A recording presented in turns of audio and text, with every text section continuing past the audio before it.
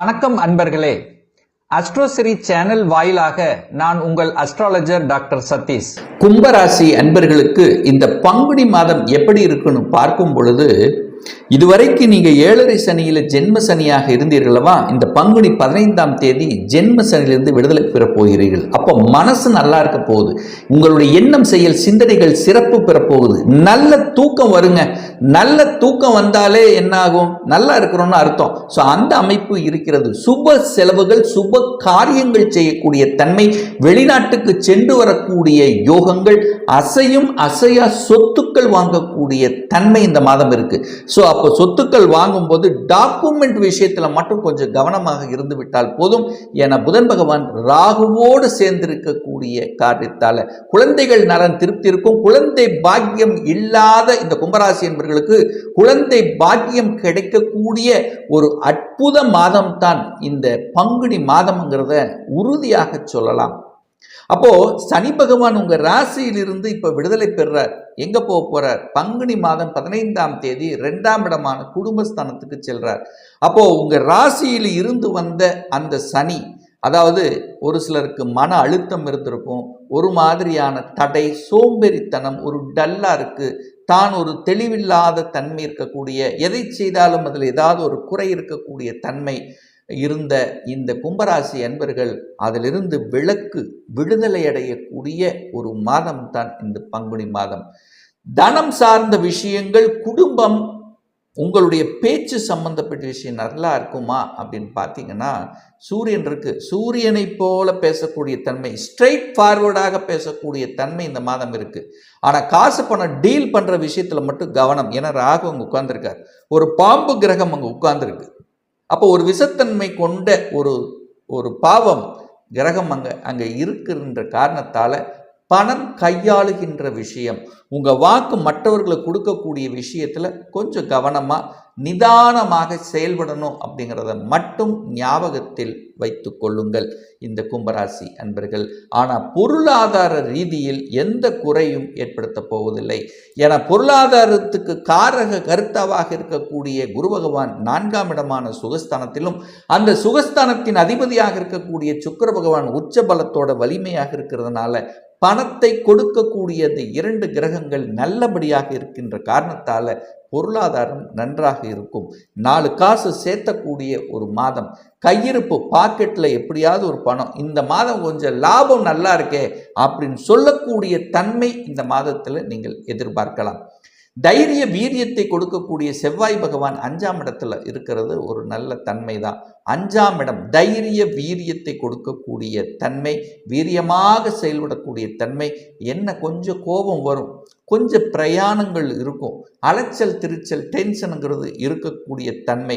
அது குறிப்பாக இந்த சாஃப்ட்வேரில் கணனி சம்பந்தப்பட்ட, இணையம் சம்பந்தப்பட்ட துறையில் இருக்கின்றவர்கள் கொஞ்சம் அழுத்தம் ப்ரெஷருங்கிறது இருக்கத்தான் செய்யும். வியாபாரத்தில் புதிய யுக்தியை கடைபிடிக்கக்கூடிய ஒரு காலகட்டமாக நிச்சயமாக அமையும் இந்த கும்பராசி அன்பர்களுக்கு. சுகஸ்தானம் எப்படி இருக்கும்? 4ஆம் இடத்தை பார்க்கணும். 4ஆம் அதிபதி உச்சபலம், குரு உட்கார்ந்துருக்கார். பணம் கொடுக்கக்கூடிய குரு 4ஆம் இடத்துல இருக்கார். அப்போ ஒரு வீடு வாங்குவதற்கு பணம் உங்களுக்கு கிடைக்கும், ஒரு இடத்தை வாங்குவதற்கு பணம் கிடைக்கும், ஒரு வங்கியில் அப்ளை பண்ண கிடைக்கும். ஸோ ஏதோ ஒரு ரூபத்தில் பணம் கலெக்ட் பண்ணி ஒரு இடத்தை வாங்கணும், ஒரு வீடு வாங்கணும் அப்படிங்கிற யோகம் இந்த கும்பராசி என்பர்களுக்கு நல்லபடியாக இருக்கு.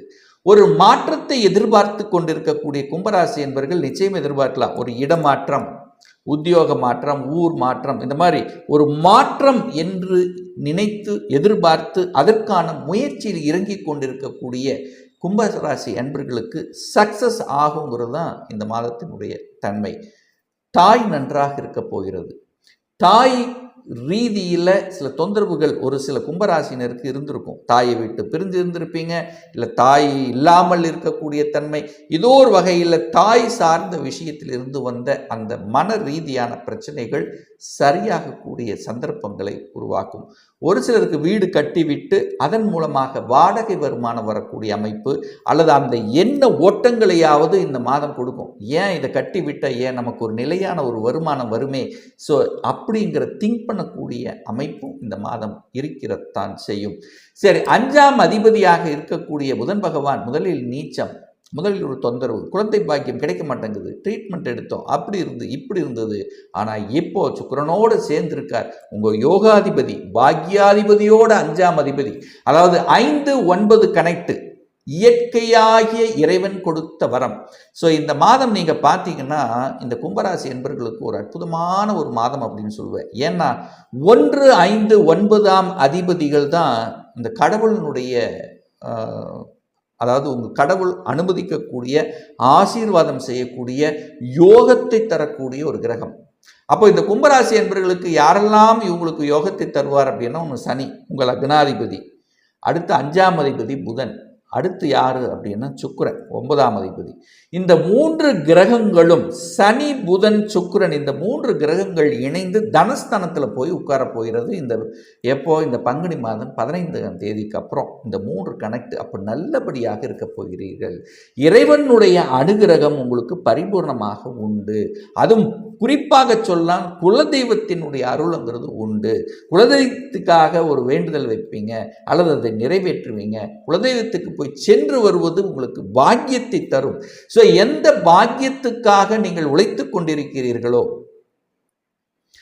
எந்த பாக்கியம் நம்ம அனுபவிக்கணும், இந்த பாக்கியம் அதாவது குழந்தை பாக்கியம் வேணும், இல்லை எனக்கு ஒரு பதவி ஒரு பாக்கியம் வேணும், எனக்கு ஒரு நல்ல வேலை கிடைக்கலன்னு நினச்சிட்டு இருக்கிறவங்க, அல்லது ஏற்கனவே ஒரு தொழிலிருந்து ஒரு லாபம் கிடைக்கல அப்படின்னு நினச்சி கொண்டிருக்கிறவங்க, இல்லை எனக்கு திருமணம் ஆக மாட்டேங்குது, திருமண தடையே நடந்து கொண்டிருக்கிறது, குழந்தை பாக்கியத்துக்காக எத்தனையோ பரிகாரங்கள் அது செஞ்சு இதை செஞ்சு கிடைக்கல.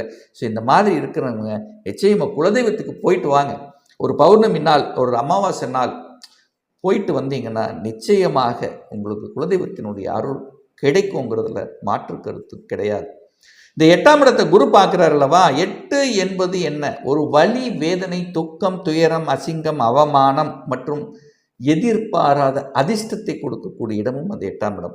அப்போது ரொம்ப நாளாக ஒரு வலி கொடுத்து கொண்டிருந்தது, ஒரு வேதனை கொடுத்து கொண்டிருந்தது, சரியாக நடக்கலை, ஒரு வழக்கு இருக்குது, ஒரு பிரச்சனையாக இருக்குது, உங்களுக்கெல்லாம் இப்போ தீர்வு கொடுக்கக்கூடிய, அதுக்கான முயற்சியில் இறங்கினீங்கன்னா தீர்வு கிடைக்கும், கட்டாயம் கிடைக்கக்கூடிய அமைப்பு.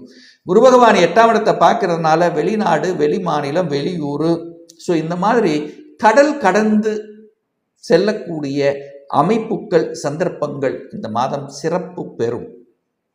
ரொம்ப நாளாக ஒருத்தர் யோசிச்சுட்டு இருப்பீங்க, ஒரு ஐடி கம்பெனியில் வேலை பார்த்துட்டு இருக்கீங்க, நான் வெளியில் போகணும், ஒரு வெளிநாட்டு போயிட்டு வரணும், அட்லீஸ்ட் ஒரு 3 மாதமாவது போயிட்டு வரணும், அங்கேயே செட்டில் ஆகலைனாலும் பரவாயில்ல, நான் போயிட்டு வரணும் அப்படிங்கிற எண்ணத்தில் இருக்கக்கூடிய கும்பராசி என்பவர்களுக்கு உங்களுடைய முயற்சியால் அந்த எண்ணங்கள் ஈடேறும். 9ஆம் அதிபதி உச்ச பலத்தோடு இருக்கிறதுனால தந்தையினுடைய அனுகூலங்கள், தந்தை சார்ந்த விஷயங்கள் இதெல்லாமே சிறப்பு பெறும். ஆனால் என்ன, சூரியன் 8ஆம் இடத்தை பார்க்கறதுனால கொஞ்சம் எரிச்சல் ஊட்டக்கூடிய தன்மை இருக்கும். அரசு சார்ந்த விஷயத்தில் இருக்கிறவங்களுக்கு கொஞ்சம் டென்ஷன் இருக்கும், ப்ரெஷர் இருக்கும், வேலைப்பளு இருக்கும். பட் சமாளிப்பீர்கள். 10ஆம் இடத்தை குரு பார்க்கறதுனால மாற்றத்தை 10 என்பது பதவி, உங்களுடைய கௌரவத்தை குறிக்கக்கூடிய இடம் அல்லவா. அந்த இடத்தை குரு ஒரு நல்லவன் பார்க்கிறார், லாபாதிபதி பார்க்கிறார். அப்போ என்ன நடக்க போகுது? உங்களை புரிஞ்சுக்காதவங்க புரிஞ்சுக்க போகிறாங்க. உங்களுடைய மேலதிகாரிகள் உங்களை புரிந்து கொள்ளக்கூடிய தன்மை இந்த மாதம் உண்டு. உங்களை கண்டிப்பாக பாராட்டுவாங்க, உங்களுக்கு ஒரு அடிஷ்னல் ரெஸ்பான்சிபிலிட்டி கொடுப்பாங்க. அது நீங்கள் நல்லபடியாக நிறைவேற்றி ஒரு பாராட்டையும் புகழையும் பெறக்கூடிய அமைப்பு. ஒரு சிலருக்கு திடீர் ப்ரமோஷன், அதாவது சேஞ்சஸ், துறை ரீதியான சேஞ்சஸ்ங்கிறத நிச்சயமாக எதிர்பார்க்கலாம். ஸோ 11ஆம் அதிபதி லாபாதிபதி நல்லபடியாக சுகஸ்தானத்தில் இருக்கின்ற காரணத்தால் நிச்சயமாக லாபங்கள் பெருகும். 12ஆம் இடம், அதாவது யாராவது 12ஆம் இடம் சுபத்துவமாக இருக்கிறதுனால நல்ல தூக்கம் வரும். சிறையில் இருக்கின்றவர்கள் விடுதலை பெறுவதற்கான வாய்ப்பு, செய்யாத தண்டனைக்காக ஒரு வழக்கு நடந்து கொண்டிருந்தவர்களுக்கு அதிலிருந்து விடுதலை பெறுவதற்கான வாய்ப்புகள் இருக்கிறது.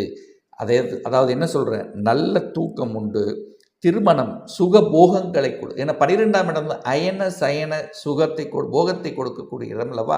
கட்டில் சுகத்தை கொடுக்கக்கூடிய இடம். அந்த 12ஆம் இடம் திருமண பாக்கியத்தை தரும், கட்டில் சுகத்தை தரும், குழந்தை பாக்கியத்தை தரக்கூடிய அமைப்பு என்பது இந்த மாதம் சிறப்பு பெறுகிறது. ஒரு நல்ல தெய்வ வழிபாடு, சனிக்கிழமை தோறும் ஆஞ்சநேயரை வழிபடும் போது எண்ணம், செயல், சிந்தனைகள் அதாவது ஒரு உறுதியாக இருக்கும், எதையும் சாதிக்கலாம் என்கின்ற எண்ணத்தை கொடுக்கக்கூடிய வகையில் நிச்சயமாக அமையும்.